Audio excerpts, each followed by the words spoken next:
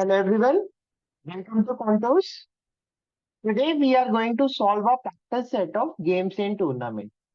Here is our set. 7 players A, B, C, D, E, F and G participated in a chess tournament in which each player played exactly once against each of the other 6 players. यहाँ पे हो क्या रहा है कि हर player बाकी remaining 6 player के साथ एग्जैक्टली एक बार खेल रहा है। क्योंकि हर प्लेयर बाकी सबके साथ खेल रहा है, दैट मीन्स कि ये क्वेश्चन किसका हो जाएगा, राउंड रॉबिन टूर्नामेंट।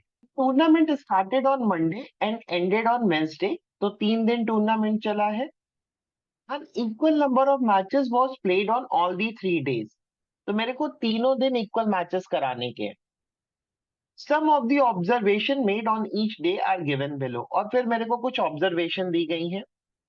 तो देखिए यहां से मेरे को समझना पड़ेगा कि भाई बेसिक कॉन्सेप्ट किसका यूज होगा इसमें, राउंड रॉबिन टूर्नामेंट। उसके बाद मेरे को डेटा फिल करने के लिए क्या दिया गया है, मंडे। मंडे को मेरे को बताया गया है कि किसने किसने मैच खेला है। फिर मेरे को ट्यूसडे के बारे में दिया गया है किसने किसने मैच खेला है, और फिर मेरे को वेंसडे के बारे में दिया गया है किसने किसने मैच खेला है। यहाँ से मेरे को सोचना चाहिए कि क्या मेरे को ये जो राउंड रॉबिन टूर्नामेंट बनाने का है उसको मंडे ट्यूसडे वेंसडे के लिए अलग अलग बनाने का है, या मेरा जो बेसिक सा टेबल था उससे ही मेरा काम चल जाएगा। तो माय आंसर शुड बी कि जो मेरा बेसिक सा टेबल है उससे ही मेरा काम चल जाना चाहिए। बिकॉज अगर मेरे से कोई बोले कि भाई मैं मंडे के मैच कैसे डिनोट करूंगा, तो मैं पहला मंडे का पॉइंट पढ़ लूंगा कि F loss to C D E and G. तो मैं इसको ऐसे लिख सकता हूँ कि एफ वर्सेस सी का जो मैच हुआ है उसमें सी जीता है। बिकॉज मेरे को इसको मंडे को डिनोट करने का है तो मैं सी के साथ क्या लिख दूंगा, एम। तो इससे मेरे को ये भी पता लग जाएगा कि एफ वर्सेस सी के मैच का रिजल्ट क्या है और वो मैच कब हुआ है। फाइनली मेरे को क्या दिया है, it is known that none of the matches ended in a draw और टाई। इसका मतलब है मेरे को प्लेयर को या तो मैच जिताने का है या हराने का है। एंड ईच प्लेयर वोन a distinct number of matches in the tournament, और हर प्लेयर क्या करेगा, एक डिफरेंट नंबर ऑफ मैच जीतेगा, लाइक 0 1 2 3 4 5 इस तरह से। ओके, चलिए अब जरा क्वेश्चंस पे चलते हैं। Who won the highest number of matches in the tournament, who won more than one match on Monday. Popat and Avid Chesberg watched all the matches of the tournament except the one that took place on Monday. How many times did he see either B or D winning a match? Okay. On how many days during the tournament did at least one player win more than 2 matches? Okay. तो मेरे को number of matches बनाने के हैं और उसके बाद मेरा डेटा वैसे ही सॉल्व हो जाएगा। चलिए जरा टेबल देखते हैं। यहाँ पे इंपॉर्टेंट चीज क्या है कि मेरे को ड्रॉज और पॉइंट बिल्कुल यूज नहीं करने के, बिकॉज गिवन नहीं है। देखिए सबसे पहले मेरे को क्या निकालना पड़ेगा कि टूर्नामेंट में मैचेस कितने हो रहे हैं और मंडे वेंसडे ट्यूसडे को कितने मैचेस होने वाले हैं। मैं अपना बेसिक सा फॉर्मूला यूज करूंगा नंबर ऑफ मैचेस निकालने का राउंड रॉबिन टूर्नामेंट में, दैट इज के इंटू एन सी टू। जहां पे के मेरे को बताता है कि एक टीम दूसरी टीम से कितने टाइम्स खेल रही है, यहाँ पे के का वैल्यू हो जाएगा 1। एन मेरे को बताता है कि कितनी टीम पार्टिसिपेट कर रही है, तो यहाँ पे एन का वैल्यू हो जाएगा 7 और एन सी टू। इसको जब हम सॉल्व करेंगे तो ये कितना आ जाएगा अपने पास, 21। तो पूरे टूर्नामेंट में कितने मैचेस होने वाले हैं, 21। बिकॉज तीनों दिन इक्वल मैचेस हो रहे हैं तो मेरे को 21 को 3 से डिवाइड कर देना चाहिए, तो पर डे कितने मैचेस होंगे, 7 मैचेस। तो मेरे को मंडे को भी 7 मैचेस कराने के हैं, ट्यूसडे को भी 7 मैचेस कराने के हैं, और वेंसडे को भी 7 मैचेस कराने के हैं। ओके, चलिए जरा टेबल फिल करते हैं। सबसे पहले मैं मंडे वाले पॉइंट को पिक करूंगा, F loss to C D E and जी।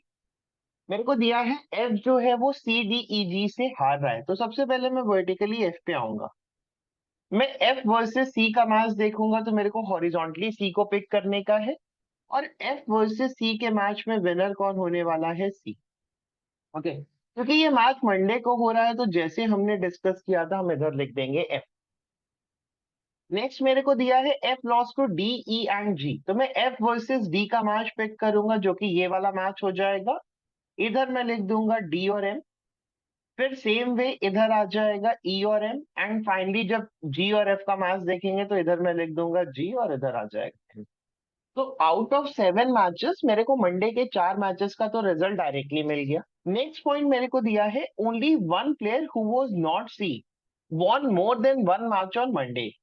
सिर्फ एक प्लेयर ऐसा है जो मंडे को एक से ज्यादा मैच जीता है और वो प्लेयर सी नहीं है। तो अब इस पॉइंट को मैं डायरेक्टली यूज नहीं कर सकता, तो मेरे को इस पॉइंट को होल्ड पे रखना पड़ेगा। बिकॉज जब मेरे को इस इन्फो को प्रोसेस करने का मौका मिलेगा then only I can use this one. आगे चलते हैं, ट्यूसडे के मैचेस देखते हैं। B won against C D and E. तो मेरे को बी वर्सेस सी का मैच देखना है, तो मैं हॉरिजॉन्टली बी पे आऊंगा, वर्टिकली सी पे आऊंगा। तो मेरे को बी वर्सेस सी के मैच में बी को जिताना है because it is on Tuesday. B versus D के मैच में मेरे को बी को जिताना है अगेन ट्यूसडे, और बी वर्सेस ई के मैच में मेरे को बी को जिताने का है अगेन ट्यूसडे।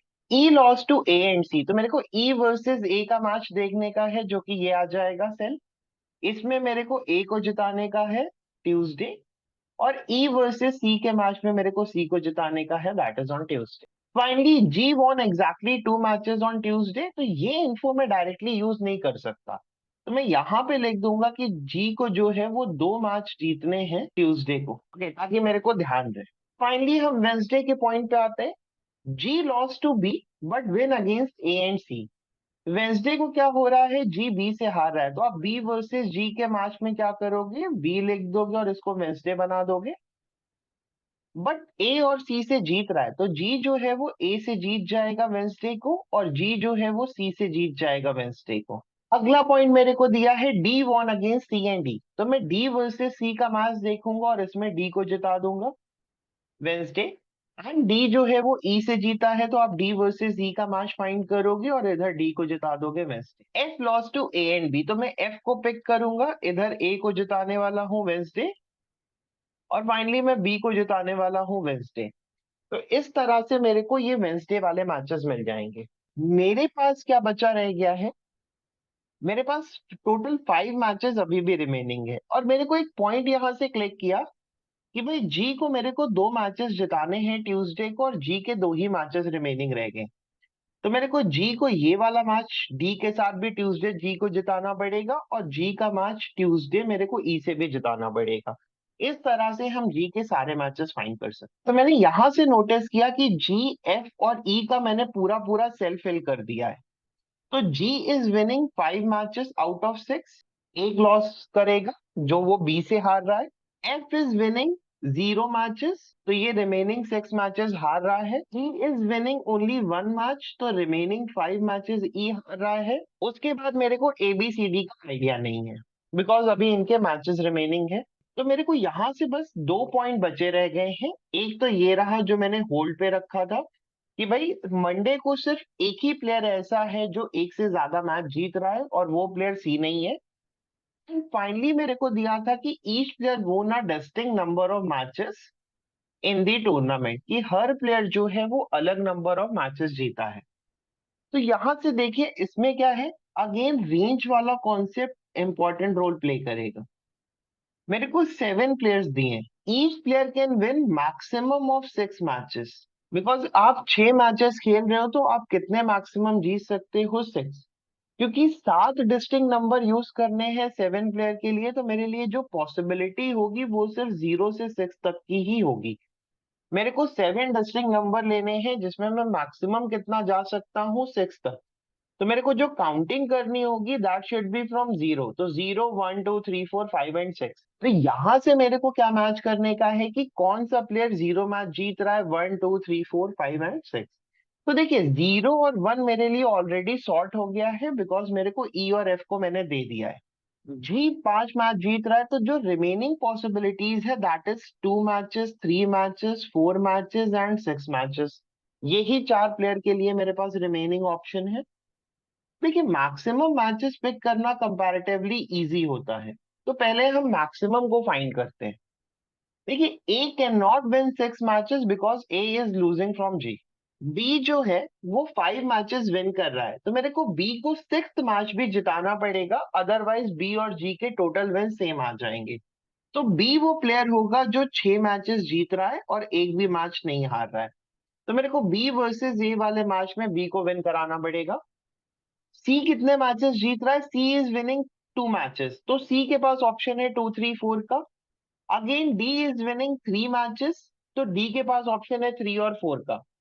इस तरह से मेरे पास ऑप्शन बचे रह जाएंगे प्लेयर के नंबर ऑफ मैचेस विन करने के। अब मेरे को फाइंड क्या करने का है कि कौन सा प्लेयर कितने मैचेस जीत रहा है, और क्या मैंने मंडे ट्यूसडे वेंसडे के 7 मैचेस फाइंड कर लिए हैं या नहीं। तो यहां से मैंने नोटिस किया कि ट्यूसडे के 7 मैचेस ऑलरेडी हो चुके हैं, वेंसडे के 7 मैचेस ऑलरेडी हो चुके हैं। तो ये जो रिमेनिंग 3 मैचेस है that should happen on Monday. तो देखिए, यहां से अब मेरे पास जो काम रह गया वो बस इतना रह गया कि भाई मेरे को जो ए है, सी है और डी है, क्या मैं इनके डिस्टिंक्ट मैचेस फाइंड कर सकता हूँ। देखिए, ए के पास क्या ऑप्शन है, ए इज विनिंग 2 मैचेस और रिमेनिंग 2 मैच का रिजल्ट नहीं है मेरे पास। तो ए के पास जीतने का क्या ऑप्शन है, आप बोलोगे ए कैन विन 2 मैचेस, 3 मैचेस और 4 मैचेस, डिपेंड करेगा कि क्या ऑप्शन मिलता है।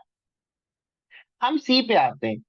सी इज ऑलरेडी विनिंग 2 मैचेस और सी को बस एक ही मैच मिसिंग रह गया है जो कि ये मंडे को खेल रहा है। तो सी के पास ऑप्शन क्या आएगा, 2 विन और 3 विन। फिर हम डी के पास आते हैं। डी के पास जो ऑप्शन है वो क्या है, डी इज विनिंग 3 मैचेस। हम डी का एक मैच बचा रह गया है, तो डी के पास ऑप्शन क्या आएगा, 3 और 4 का। एंड फाइनली मेरे पास जो एक पॉइंट है फिल करने का, वो है कि सिर्फ एक प्लेयर ऐसा है जो मंडे को एक से ज्यादा मैच जीता है और वो प्लेयर सी नहीं हो सकता। तो मेरे पास जो मैचेस बचे रह गए हैं जिनका रिजल्ट नहीं आया है, that is A versus C and second one is A versus D. तो जरा हम मंडे के मैचेस पे नजर डालते हैं। तो मेरे को पता है बी कितने मैच जीत रहा है, ए। उसके बाद 2 मैचेस का मेरे को आइडिया नहीं है, that is A versus C and A versus D. फिर सी वर्सेस एफ के मैच में सी एक मैच जीत रहा है। फिर डी वर्सेस एफ के मैच में डी एक मैच जीत रहा है। फिर ई वर्सेस एफ के मैच में ई एक मैच जीत रहा है। और उसके बाद एफ वर्सेस जी के मैच में जी एक मैच जीत रहा है। तो देखिए, मेरे को पता है कि भाई अब मैं मंडे को किसको किसको जिता सकता हूँ, वो पर्सन या तो ए होगा या डी होगा जो एक से ज्यादा मैच जीत रहा है। बाकी किसी के पास वो पॉसिबिलिटी है ही नहीं। और उसके बाद, क्योंकि मेरे को सी को नहीं जिताने का है, तो ए वर्सेस सी के मैच का विनर कौन होना चाहिए, ए। तो यहां से मैं ये कह सकता हूं कि ए जो है वो टोटल 2 मैचेस नहीं जीता है। तो 2 मैचेस विनिंग का ऑप्शन किसके पास रह जाएगा, सिर्फ सी के पास। तो सी कितने मैचेस जीता होगा, 2, और हारा कितने होगा, 4। अब ए और डी के रिजल्ट में क्या होगा, देखो, क्योंकि मंडे को सिर्फ एक प्लेयर को 2 मैच जीतने के हैं। तो अगर ए ये वाला मैच जीतता है तो A will be winning 4 matches and D will be winning 3 matches. और अगर डी ये मैच जीतता है तो D will be winning 4 matches and A will be winning 3 matches.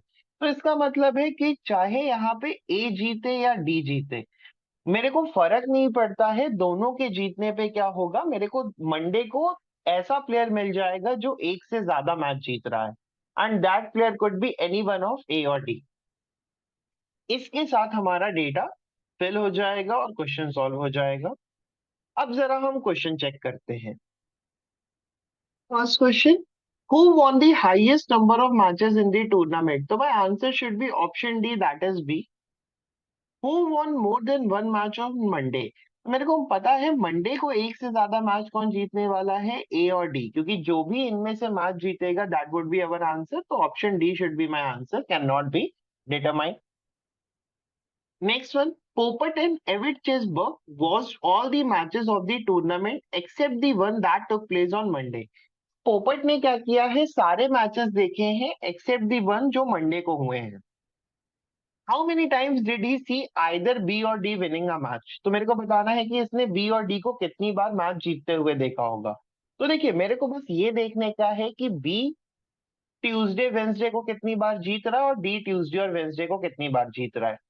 तो डी जो है वो 1, 2, 3, 4, 5 एंड डी जो है वो 1 और 2। तो टोटल 7 टाइम्स ऐसा होगा जिसमें बी और डी जो है वो मैचेस जीत रहे हैं other than Monday. Next one, on how many days during the tournament did at least one player win more than 2 matches? मेरे को ये बताने का है कि मंडे ट्यूसडे वेंसडे में से कितने दिन ऐसा हुआ है जब कोई भी प्लेयर 2 से ज्यादा मैच जीता है, तो मोर देन 2 का मतलब है कि मेरे को 2+ मैचेस देखने के हैं, दैट इज 3 और मोर मैचेस। मेरे को पता है कि मंडे को a player can win maximum of 2 matches, और वो प्लेयर कौन होगा, ए या डी। तो out of Monday, Tuesday, Wednesday, Monday वो दिन नहीं है जिसमें कोई भी प्लेयर 2 से ज्यादा मैच जीत जाए। अब जरा अगर हम ट्यूसडे पे ध्यान दें, तो मेरे को बी का क्लियर कट दिख रहा है कि बी ट्यूसडे को 3 मैच जीत रहा है, तो ट्यूसडे वो दिन होगा ही डेफिनेटली जब एक प्लेयर 2 से ज्यादा मैच जीतेगा। एंड फाइनली वेंसडे की बात करते हैं। वेंसडे को बी 2 मैच जीत रहा है, ए 1 मैच जीत रहा है, जी 2 मैच जीत रहा है, और डी 2 मैच जीत रहा है। तो कोई भी प्लेयर ऐसा नहीं है जो 2 से ज्यादा मैच जीत जीत रहा है। तो Wednesday can't be that day जिसमें कोई भी प्लेयर 2 से ज्यादा मैच जीता है। तो सिर्फ एक ही दिन ऐसा आया है जिसमें कोई भी प्लेयर 1 से ज्यादा मैच जीत रहा है। तो my answer should be option B, that is 1। Hopefully आपको ये सेट क्लियर हो गया होगा। स्टिल अगर आपको कोई डाउट है तो आप अपना डाउट कमेंट सेक्शन में पूछ सकते हो। Thanks for watching the video. Bye bye.